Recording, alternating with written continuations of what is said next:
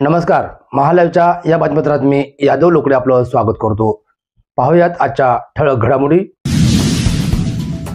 महाराष्ट्र राज्याचे मुख्यमंत्री एकनाथजी शिंदे यांनी काही दिवसांपूर्वी जाहीर केलेल्या मुख्यमंत्री माझी लाडकी बहीण योजनेच्या फॉर्म भरण्यासाठी होत असलेली गर्दी लक्षात घेऊन देगलूर मतदारसंघातील भूमिपुत्र तथा सेवानिवृत्त सनदी अधिकारी मधुजी गिरगावकर यांनी देगलूर व बिलोली येथे जनसंपर्क कार्यालय उभारून सदर योजनेचे फॉर्म महिलांना मोफत भरून देण्याची सोय केली आहे.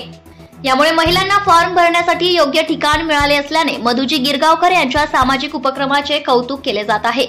विशेष म्हणजे मधुजी गिरगावकर यांनी सेवानिवृत्तीनंतर मतदारसंघाच्या विकासासाठी मंत्रालयापर्यंत पाठपुरावा करून सर्वसामान्यांची कामे करत असल्याने देगलूर बिलोली दोन्ही तालुक्यात त्यांनी अल्प काळातच ओळख निर्माण केली आहे.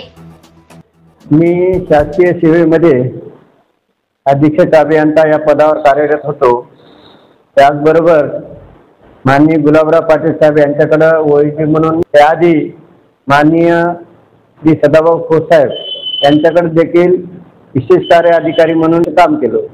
हे काम करत असताना मंत्रालयामध्ये लोकांच्या समस्या सोडवण्यासाठी जे येतात त्यांची खऱ्या अर्थानं सेवा केली तर आपल्याला सुद्धा समाधान लाभते याची जाणीव आहे. मी सेवानिवृत्ती झाल्यानंतर मी या भागातून आलेले आहे. देगलूर आणि बिलोली तालुक्यामधून जन्माला आलेले आहे. तर मी सेवानिवृत्ती झाल्यावर समाधानी आहे.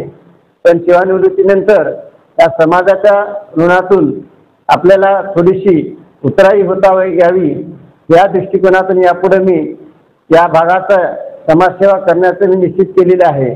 यापूर्वी सुद्धा या भागामध्ये मागच्या वर्षी अतिवृष्टी झालेली होती. त्यावेळेस देखील गावोगावी ज्या गावात अतिवृष्टी झाली त्या गावात भेटी देऊन त्यांना शासकीय योजनेचा लाभ कशा पद्धतीने देता येईल यासाठी मी प्रयत्न केलेला आहे. आता आपल्या महाराष्ट्राचे लाडके मुख्यमंत्री तसेच त्याबरोबर उपमुख्यमंत्री यांनी मुख्यमंत्री माझी लाडकी बहीण ही योजना अतिशय चांगली योजना सुरू केलेली आहे.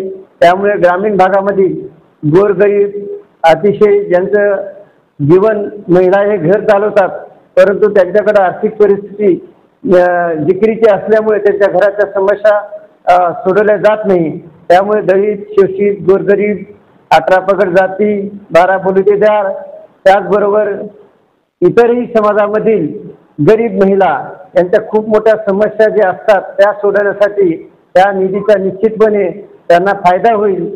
त्यांचं घराचं उपजीविका करणे आणि लहान बाळाचं संगोपन करणे मुलाचं संगोपन करणे शिक्षण आरोग्य यासाठी आणि स्वतःच्या आरोग्यासाठी सुद्धा ते खर्च करू शकतात. परंतु आता मोठ्या प्रमाणावर सगळ्यांना त्याची गरज आहे. शासनामार्फत वेगवेगळ्या ठिकाणी अधिकाऱ्यामार्फत खात्यामार्फत हे नोंदणीचं काम चालू आहे. परंतु एवढी मोठी संख्या पाहता त्यांना सुद्धा आपण एक हातभार लावावा आणि या योजनेपासून कोणतीही महिला बहीण ही वंचित राहू नये.